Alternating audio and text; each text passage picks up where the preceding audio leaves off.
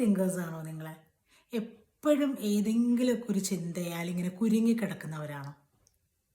ആ ഒരു ഹാബിറ്റ് മാറ്റണം എന്ന് നിങ്ങൾ ആഗ്രഹിക്കുന്നുണ്ടെങ്കിൽ നിങ്ങൾക്കുള്ളതാണ് ഈ വീഡിയോ. അതിന് പറ്റിയൊരു പ്രാക്ടീസ് പറഞ്ഞു തരട്ടെ. അതാണ് മൈൻഡ്ഫുൾനെസ് പ്രാക്ടീസ്. ചിലർ പറഞ്ഞു കേൾക്കാറില്ലേ, എൻ്റെ മിഴി ഇങ്ങും മനമങ്ങുമാണോ എന്നൊക്കെ.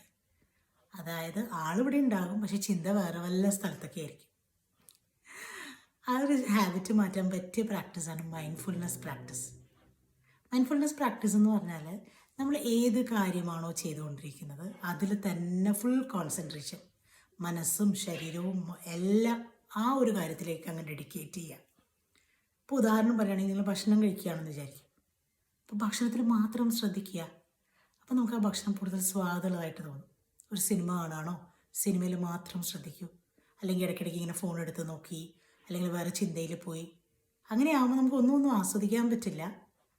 നമ്മുടെ മനസ്സിങ്ങനെ പാറി നടക്കും. അത് ഭയങ്കര നെഗറ്റീവ് ആക്കും നമ്മളെ. ഓക്കെ, സോ മൈൻഡ്ഫുൾനെസ് പ്രാക്ടീസ് ശീലിക്കുക, ജീവിതം അങ്ങ് ആസ്വദിക്കുക. Thank you.